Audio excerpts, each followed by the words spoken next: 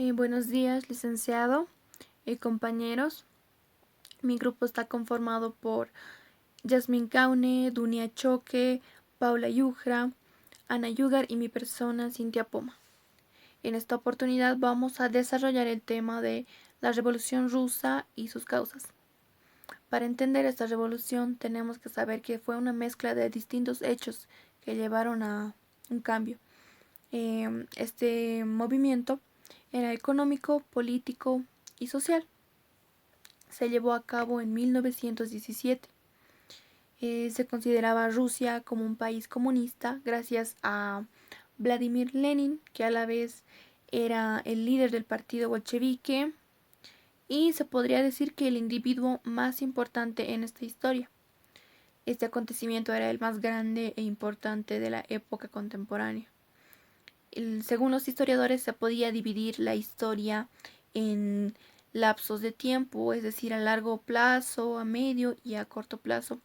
Cuando decimos a corto plazo nos referimos a que es como la gota que derramara el vaso o la cúspide de la revolución. Ahora las causas políticas se debieron a que el zar era un gobierno para nada bueno porque no respetaba las libertades de las personas ni sus derechos civiles. También porque cometieron el error de llevar a Rusia a la Primera Guerra Mundial sin haber consultado a su pueblo. Las causas económicas se dieron también a este problema, ya que hubo una crisis económica y humanitaria en toda Rusia y llevaron a las personas a una extrema pobreza. En cambio, la nobleza seguía teniendo los mismos lujos de siempre. En cuanto a la causa social, tenemos a un pueblo ruso harto, politizado, cansado y politizado más que todo en las ideas socialistas de la igualdad. En esta época también se crearon los soviets, que eran como juntas populares, asambleas en las que participaban soldados, campesinos y obreros para reunirse y planear lo que harían en un futuro. Gracias, ahora va a continuar mi compañera. Existen diferentes causas que combinadas provocaron que el pueblo se alzara contra el régimen de los zares y apoyara el establecimiento de un nuevo gobierno comunista. Uno de ellos fue el descontento acumulado contra su gobernante, el zar Nicolás II, que era un hombre déspota que vivía en un mundo de riqueza mientras su pueblo moría de hambre.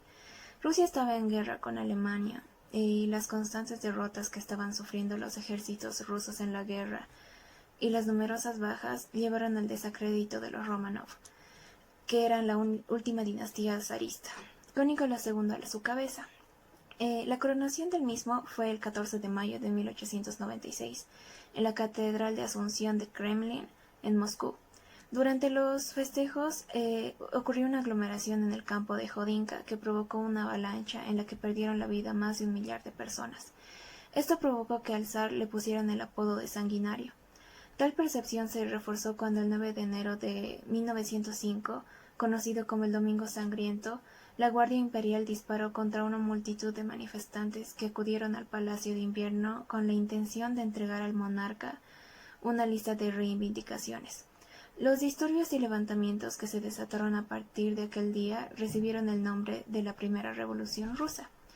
Rusia pasaba por una aguda crisis económica, con escasez de alimentos para la población, y esta misma sufría una terrible hambruna.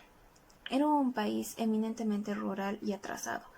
La organización social de Rusia estaba basada en la más absoluta desigualdad, ya que se distinguían solo dos clases sociales que eran muy marcadas, que eran la nobleza y el pueblo llano, donde casi todos eran campesinos, y prácticamente no existía la clase media. Y pues, hablando de la esposa de zar Nicolás II, la emperatriz Alejandra, ella era de origen alemán y ella era tremendamente impopular y enemiga de cualquier reforma favorable al pueblo. Bien, como un segundo punto quizás de las causas de esta revolución rusa, podríamos mencionar la aparición de los primeros partidos políticos. Como bien sabemos, debido a todas las protestas y movilizaciones que hubo en aquel tiempo a causa de sus gobernantes, intelectuales y activistas de la época comenzaron a repartir panfletos con nuevas propuestas o ideas revolucionarias, como reacción al descontento de la población. Como ya sabemos, los partidos políticos fueron ilegales durante el periodo del absolutismo zarista. Debido a las restricciones hacia la democracia que se dieron en Rusia, la aparición de los partidos políticos fue bastante tardía en comparación al resto de Europa. Tsar Nicolás II, por ejemplo, empezó a flexibilizar el régimen, permitiendo la creación de nuevos partidos políticos y las elecciones al primer parlamento. Pero las complicaciones políticas de la época y las frecuentes fricciones entre el zar y el parlamento que llevaban a su disolución constante no permitieron aligerar el descontento que terminó en la Revolución Rusa. Con la caída de la URSS en 1991, la nueva Federación Rusa implementó el modelo de democracia liberal. Y bueno, con esto la población logró cierta aceptación ante estas medidas. Sin embargo, el descontento ya había sido sembrado en esta gente y las movilizaciones obviamente continuaban. La Revolución Rusa, que empezó en febrero de 1917, mientras perduró el régimen soviético, alentó en gran parte a aquellos que rechazaban el capitalismo. Otros tenían la convicción de que era factible oponer una alternativa a la crisis y a la explotación impuestas por este dicho sistema. Esta revolución tuvo importantes consecuencias, ya que supuso un cambio profundo dentro de la sociedad y también en lo económico. Aunque para entender esta guerra civil, primero debemos conocer una de las primeras causas, que fue el surgimiento de una forma de protesta, que era la huelga. En enero de 1905, campesinos y obreros se unieron a la clase media rusa para protestar contra la opresión del imperio zar Nicolás II y exigir mejores condiciones laborales, ya que en zonas rurales se produjeron muchas tomas de tierras. Las movilizaciones acabaron en violencia cuando el 22 de enero, en una marcha pacífica en San Petersburgo, derivó en una sangrienta confrontación con la Guardia Imperial que dejó entre centenares de muertos, y ese día se lo llamó como el Domingo Sangriento. A partir de ahí, miles de trabajadores en todo el imperio entraron en huelga y crearon consejos conocidos como los soviets, que reclamaban sus derechos como mejores condiciones laborales. También la jornada laboral de 8 horas, pero a estas también se sumaron las políticas como ser el derecho a la libertad de expresión, el derecho a formar partidos políticos y un parlamento elegido por el pueblo. Y uno de los grupos más sobresalientes y activos en aquel entonces era la facción bolchevique dirigidas por Lenin. Otro de los factores que contribuyó demasiado a la Revolución Rusa fue el Congreso del Partido Obrero Socialdemócrata Ruso, que estaba compuesto por dos corrientes, los bolcheviques. Los bolcheviques conformaban la gran mayoría de este partido y estaban liderados por Vladimir Lenin en un principio y posterior Stalin, y los moncheviques. Los moncheviques estaban conformados por la minoría del partido y liderados por Yuli Martov. Pese a que Yuli Martov y Lenin tenían diferencias ideológicas, compartían el hecho de que ambos querían derrocar al régimen zarista. Entonces, en el congreso que tuvieron en 1917 en Londres, se quedaron de acuerdo para unirse y poder derrocar a dicho régimen. Podemos identificar a este partido y a estas dos corrientes políticas como el 50 y el 50 entre lo subjetivo y lo objetivo de una revolución. Otra de las causas fue la Guerra Ruso-Japonesa del 1904 al 1905. La guerra acabó con la victoria de Japón y una Rusia con un servicio militar desgastado, además de una imagen dañada del zar. La causa de la guerra fue que la expansión rusa en Asia Oriental chocó con los planes japoneses de tomar posiciones en el continente asiático. Rusia y otras potencias europeas consiguieron evitar que Japón lograra el control sobre Corea después de la guerra chino-japonesa, que se dio entre el 1894 y 1895. En 1898, Rusia arrebató Port Arthur a China, con la intención de convertirlo en importante puerto asiático y cuartel general de la potencia marítima rusa en el Pacífico. Rusia envió numerosas tropas a Dongbei, Pyongyang, durante la rebelión Boxer de 1900, pero debido a la alianza anglo-japonesa que se dio en el 1902, prometió abandonar el territorio chino. Sin embargo, no mantuvo su promesa y en junio de 1903, Japón propuso un acuerdo mutuo que reconocía los intereses de Japón en Corea y los de Rusia en Dongbei, Pyongyang, y aseguraba la integridad de China y Corea, pero Rusia lo rechazó. En la noche del 8 de febrero de 1904, la armada japonesa lanzó un ataque sorpresa contra Port Arthur y después lo bloqueó la flota rusa bastante perjudicada ya. En el 10 de febrero se produjo la declaración oficial de guerra por parte de Japón después de Port Arthur y las derrotas de Shenyang, Teshima, y el zar aceptó la oferta de mediación del presidente de los Estados Unidos, que en ese momento era Theodore Roosevelt. Y los japoneses, que a pesar de la victoria se llevan económicamente empobrecidos, también accedieron a negociar.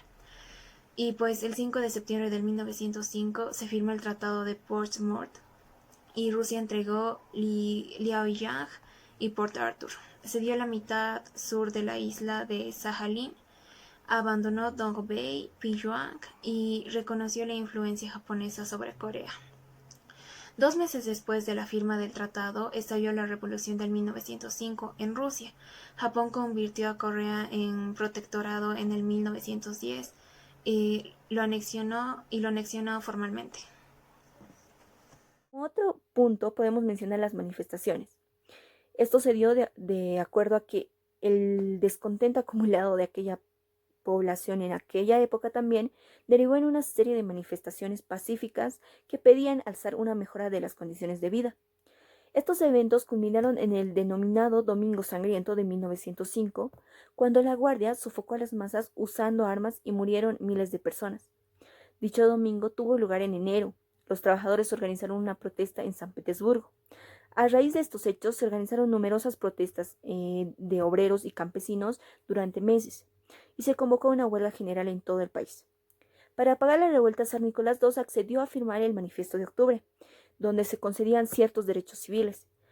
Sin embargo, esto no fue de gran ayuda. En estos derechos civiles se añadía la libertad de expresión y la legalización de los nuevos partidos políticos. Sin embargo, los cambios políticos aprobados por zar Nicolás no supusieron un gran cambio para la vida de los rusos, ya que los aristócratas seguían siendo ricos y los trabajadores y campesinos muy pobres. Además, Rusia continuaba siendo un país bastante atrasado y la economía no mejoraba. A pesar de estas nuevas reformas y de las protestas y las huelgas que se habían realizado en aquel entonces, zar Nicolás II, quien seguía teniendo la última palabra en cuestiones de Estado, no quiso renunciar a la guerra. Otra de las causas fue la Primera Guerra Mundial. ¿Pero qué papel jugó Rusia en la Primera Guerra Mundial? En 1914, Rusia entra en guerra formando parte de la Triple Entente enfrentada a las potencias centrales. Esta era una alianza que se selló con fines preventivos en caso de que un conflicto bélico o diplomático afectara a alguna de las naciones involucradas. Pero la llegada de la Primera Guerra Mundial hizo que de aquel acuerdo surgiera un efecto defensivo. Posteriormente, la revolución comenzó a fines de la Primera Guerra Mundial, en un contexto en el que el pueblo se encontraba agotado por las políticas monárquicas establecidas y la marcada diferencia de clases, lo cual les favorecía en gran parte a la clase baja. También había una deficiente preparación de su ejército, mal armado, instruido y organizado.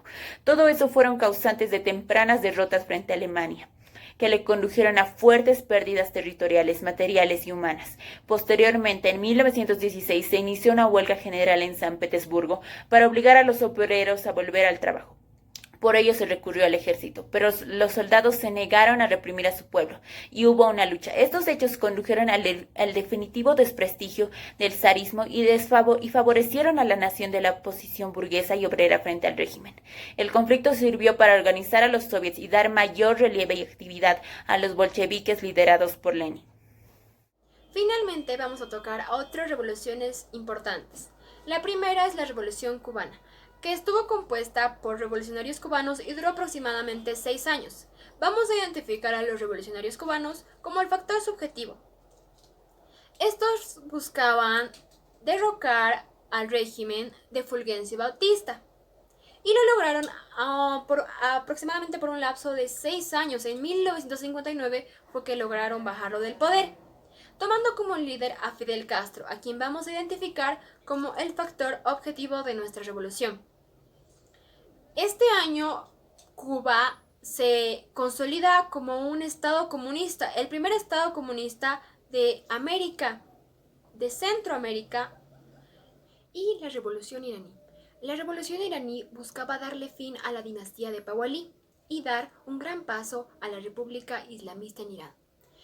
Esta revolución estaba liderada por Ayatollah Khomeini, quien vamos a identificar como el factor objetivo de nuestra revolución, y seguida por organizaciones de izquierda y movimientos estudiantiles, a quienes vamos a identificar como el factor subjetivo de nuestra revolución. El Estado islamista logró consolidarse y dar a la República de Islam el poder político de establecerse. Gracias.